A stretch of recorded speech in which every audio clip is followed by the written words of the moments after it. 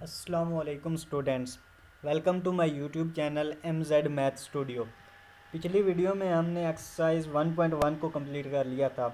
आज हम उससे अगला टॉपिक स्टार्ट करेंगे जिसका नाम है रेडिकल, यानी कि लॉज ऑफ रेडिकल और इंडाइसेस। सबसे पहले हम बात करते हैं कि हमारे पास रेडिकल होता क्या है। रेडिकल असल में हमारे पास एक सिंबल का नाम है जिसको हम उर्दू में बोलते हैं जज़र, और इंग्लिश में इसको हम बोलते हैं स्क्वायर रूट या अंडर रूट। ये रेडिकल हमारे पास सिंबल होता है, और इस सिंबल के अंदर जो चीज़ लिखी होती है, जिस तरीके से हमारे पास ये लिखा है स्क्वायर रूट ऑफ ए, इसको हम बोलते हैं रेडिकेंट। जो सिंबल है इसको हम बोलते हैं रेडिकल। ये जो सिंबल है ये इज कॉल्ड रेडिकल, और जो उस सिंबल के अंदर real number under the radical sign is called radicand, और जो इस सिंबल के अंदर चीज़ लिखी होती है उसको हम बोलते हैं रेडिकेंट। और इस रेडिकेंट की इस रेडिकल के ऊपर अगर इसकी कोई इंटीजर लिखा हो, कोई नंबर लिखा हो, तो उसको हम बोलते हैं कि हमारे पास इंडेक्स है, इंडेक्स ऑफ रेडिकल, कि उस इंडेक्स है, उस रेडिकल का इंडेक्स है। जिस तरीके से हमारे पास और ये जो n होता है, ये नंबर जो होता है, इसकी जो पावर होती है, जो ये इंटीजर होता है, ये ग्रेटर देन 1 होता है। अगर ये सिंपल अगर ये इक्वल टू 1 हो तो ये सिंपल हमारे पास जज़र होती है, यानी कि इसके ऊपर कोई इसकी स्पेसिफिक वैल्यू नहीं होती। लेकिन अगर ये ग्रेटर देन 1 हो तो उसको हम बोलते हैं कि ये हमारे पास स्क्वायर रूट है। अगर इसकी पावर 3 हो तो उसको हम बोलते हैं क्यूब रूट है। अगर इसकी पावर 4 हो तो हम इसको बोलते हैं कि ये हमारे पास फोर्थ रूट है। इस तरह हमारे पास इसकी अगर n पावर हो, कोई स्पेसिफिक पावर n हो, तो हम बोलते हैं कि हमारे पास nth रूट ऑफ रेडिकेंट, या रेडिकेंट को हमने यहाँ पर a का नाम दिया है तो हम कहेंगे कि हमारे पास nth रूट ऑफ a है। इस तरह इसकी कुछ एग्जांपल है कि 5, और इसकी जो nth रूट है वो हमारे पास 3 है, तो हमारे पास क्यूब रूट ऑफ 5 बन गया। इस तरह इसकी पावर 5 है तो इसको हम बोलेंगे कि हमारे पास फिफ्थ रूट ऑफ 7 है। तो ये इसकी स्पेसिफिक एक एक्सप्रेशन थी, यानी कि एक बेसिक सा इसका कंसेप्ट है रेडिकल का। इसको अगर हम इन टर्म्स ऑफ एक्सपोनेंशियल देखें तो x is equal to nth root of a है, या इसको हम इस तरीके से भी लिख सकते हैं कि x is equal to a की पावर 1/n। जो हमारे पास बेसिकली स्क्वायर रूट है जिसको हमने रेडिकल का नाम दिया है, उसकी पावर जो होती है वो हमारे पास 1/2 के इक्वल होती है। 1/2 इसके इक्वल होती है। लेकिन अगर इसके ऊपर कोई स्पेसिफिक इंडेक्स आ जाए तो वो इंडेक्स फिर इसका बटे में चला जाता है, यानी कि 1/2 है इसकी जनरल वैल्यू। लेकिन जब इसके ऊपर ये n हमारे पास आ गया है, ये वाला, तो ये n जब इसके बटे में आ जाएगा, यानी कि 1/2 चेंज हो जाएगा 1/n के अंदर। इस तरह अगर इसकी पावर 3 हो, यानी कि इसकी जज़र के ऊपर 3 लिखा हो, तो उसका मतलब होता है कि हमारे पास 1/3 इसका क्यूब रूट है। तो ये इसकी एक्सप्रेशन है, जो एक्सपोनेंशियल एक्सप्रेशंस। ये हमारे पास इसके रेडिकल और इसका इंडेक्स का कॉन्सेप्ट था कि इंडेक्स वो होता है जो इसके जो है जितना इसका रूट आ रहा हो वो हमारे पास इंडेक्स होता है। और रेडिकल क्या है, ये सिंबल है हमारे पास रेडिकल का, स्क्वायर रूट का या अंडर रूट का। और जो स्क्वायर रूट के अंदर चीज़ आ रही हो, जो एलिमेंट आ रहा हो, उसको हम बोलते हैं कि हमारे पास क्या है, ये रेडिकेंट है। अब आगे इसके लॉज हैं, laws of radical and indices. First law है कि अगर दो जो है रेडिकेंट आपस में मल्टीप्लाई हो रहे हो और उनका nth रूट हो, तो उनको हम अलग-अलग लिख सकते हैं। यानी कि दो रेडिकेंट आपस में मल्टीप्लाई हो रहे हैं और nth रूट के, तो हम उनको अलग-अलग लिख सकते हैं, यानी कि nth root of a multiplied by nth root of b। इस तरह अगर दो रेडिकेंट जो हैं वो आपस में डिवाइड हो रहे हैं, यानी कि radicand of a over b of nth root, तो इसको हम लिख सकते हैं कि nth root of a divided by nth root of b।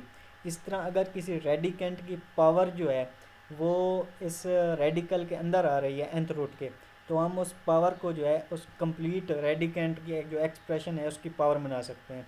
इस तरह nth रूट ऑफ a और उसकी पावर n है, तो हमने पीछे डिस्कस किया है कि जो हमारे पास रेडिकल होता है उसकी पावर 1/2 होती है। लेकिन अगर उसका कोई स्पेसिफिक इंडेक्स आ जाए तो वो इंडेक्स जो है वो उसके बटे में चले जाता है, यानी कि 1/n बन जाएगा। ये इसकी पावर n है, तो 1/n और ये पावर ऊपर मौजूद है, तो ये n और ये n आपस में कैंसिल आउट होकर हमारे पास सिंपल जो है वो a आ जाएगा। तो ये इसके 4 लॉज थे रेडिकल के, ऐसे सिंपल से बेसिक से MCQs के पॉइंट ऑफ व्यू से ये हमारे पास आ सकते हैं।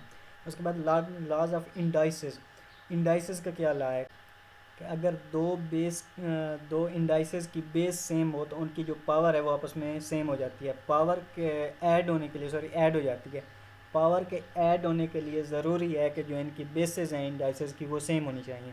दूसरा है कि अगर किसी इंडाइसेस की पावर ए रेस्ट पावर एम और उसकी होल की पावर एन है तो ये दोनों जो पावर्स हैं इनकी वो आपस में मल्टीप्लाई हो जाएंगी। मिसाल के तौर पर इस एम की जगह पर 2 है और उसकी पावर 3 है तो ए की पावर 2 इंटू 3 6 बन जाएगा, ए रेस्ट पावर 6 आ जाएगा।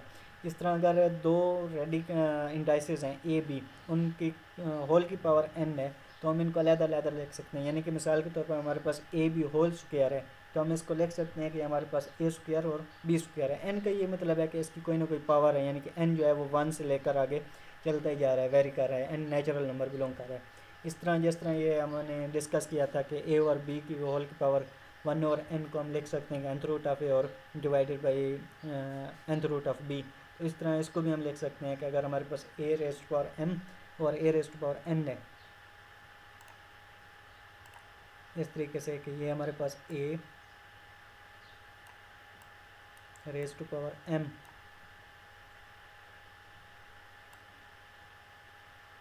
Over a raise to power n है, तो ये वाला n जब ऊपर जाएगा तो m माइनस एन बन जाएगा, क्योंकि सेम बेस जो है वो सेम है तो आपस में मल्टीप्लाई हो जाएगी। तो a raise to power m minus n बन गई, यानी कि जो पावर नीचे होती है वो ऊपर जाकर माइनस में बन जाती है, जो ऊपर माइनस होती है वो नीचे आके पॉजिटिव बन जाएगी। और इस तरह ए रेज टू पावर 0 जो है वो 1 हो जाएगा। ये एक बेसिक फार्मूला है कि जनरल फार्मूला है कि किसी भी चीज़ की अगर पावर 0 हो तो वो चीज़ हमारे पास 1 के इक्वल होती है। तो ये थे इसके लॉज बेसिक से रेडिकल और इंडाइसेस के। अब उसके बाद आगे हमारे पास आता है सॉल्ड। सॉल्ड भी बेसिकली हमारे पास एक रेडिकल एक्सप्रेशन की टाइप है, रेडिकल की टाइप है, लेकिन इसमें ये है कि सॉल्ड हम उस नंबर को कहते हैं कि अगर हम उसका स्क्वायर रूट लें, उसका रेडिकल लें और वो होल नंबर ना आए। होल नंबर मतलब वो कंप्लीट इंटीजर ना हो, उसका आंसर जो है वो डेसिमल में आ रहा हो, तो उस इंटीजर को हम बोलते हैं कि ये हमारे पास क्या है जी, सॉल्ड है। एन इरेशनल रेडिकल, रेडिकल क्या है, इरेशनल है विद रैशनल रेडिकल, रेडिकेंट के उसके अंदर जो रेडिकेंट है वो तो रैशनल है लेकिन जो रेडिकल है वो इरेशनल बन रहा है, is called surd. For example if we took nth root of any rational number a then nth root of a is a solid. For example under 5 is a solid because 5 does not give a whole number. अगर हम 5 का जो है वो solved find करना चाहें, 5 basically हमारे पास एक सॉल्ड आ रहा है, अगर हम इसकी जज़र लें तो कभी भी आपको एक परफेक्ट इंटीजर नहीं मिलेगा, इसका आंसर जो है वो आपको डेसिमल की फॉर्म में मिलेगा। तो इस लिहाज से जो 5 है ये हमारे पास सॉल्ड है। लेकिन अगर हम 9 को देखें कि अगर हम इसकी जज़र लें तो हमारे पास 3 रिज़ल्ट आता है जो कि एक परफेक्ट इंटीजर है, लेकिन हमने सॉल्ड की डेफिनेशन की है कि ये हमारे पास एक परफेक्ट इंटीजर नहीं आता बल्कि डेसिमल में आता है, यानी कि हमें होल नंबर नहीं देता। तो इस लिहाज से ये हमारे पास सॉल्ड नहीं बनता 9। ये हमारे पास सारे सॉल्ड हैं कि अगर हम इनका जो है जज़र लें, स्क्वायर रूट लें तो ये कभी भी परफेक्ट इंटीजर नहीं आएंगे। ये जो हमारे पास ई है जो कि इरेशनल नंबर है ये भी सॉल्ड नहीं है, क्योंकि हमने बात की है ना कि जो सॉल्ड है वो बेसिकली हमारे पास एक इरेशनल नंबर बनता है, लेकिन जो ई है ये इरेशनल नंबर है तो ये सॉल्ड नहीं बनता। अगर आप इसकी जज़र लें तो कभी भी आपको जो है परफेक्ट इंटीजर या होल नंबर नहीं मिलेगा। इस तरह पाई जो जिसकी वैल्यू 3.14 अप टू सोन होती है वो भी हमारे पास एक सॉल्ड नहीं बनती। ठीक है, तो आगे टाइप्स हैं सॉल्ड की कि a surd that contains single term, या अगर किसी जज़र के नीचे, किसी स्क्वायर रूट के नीचे सिर्फ सिंगल रेडिकेंट आ रहा हो तो वो हमारे पास क्या कहलाती है जी, मोनोमियल सॉल्ड कहलाता है। कि अगर किसी surd that contains a single term, जो सिर्फ एक सिंगल टर्म कंटेन कर रहा हो वो हमारे पास मोनोमियल है। Surd that contains sum of two monomials is called binomial. दो मोनोमियल के सम को हम बोलते हैं कि हमारे पास क्या है जी, बाइनोमियल है। इस तरह under a plus under b and under a minus under b are called conjugate surds of each other. Conjugate यही होता है कि आप अगर हमारे कोई नंबर दिया गया है तो उसके किसी स्पेसिफिक इंटीजर का साइन आप चेंज कर दें तो वो उसका कॉन्जुगेट बन जाएगा। इस यहाँ पर यह है कि हमारे पास under a plus under b और यहाँ पर हमारे पास बन रहा है under a minus under b। तो यहाँ पर हमने b का जो है वो साइन चेंज कर दिया तो ये एक दूसरे के कॉन्जुगेट बन जाएंगे। तो आज की वीडियो के लिए इतना ही। अगली वीडियो में हम एक्सरसाइज का स्टार्ट करेंगे। तब तक के लिए अपना ख्याल रखिए। अल्लाह हाफ़िज़।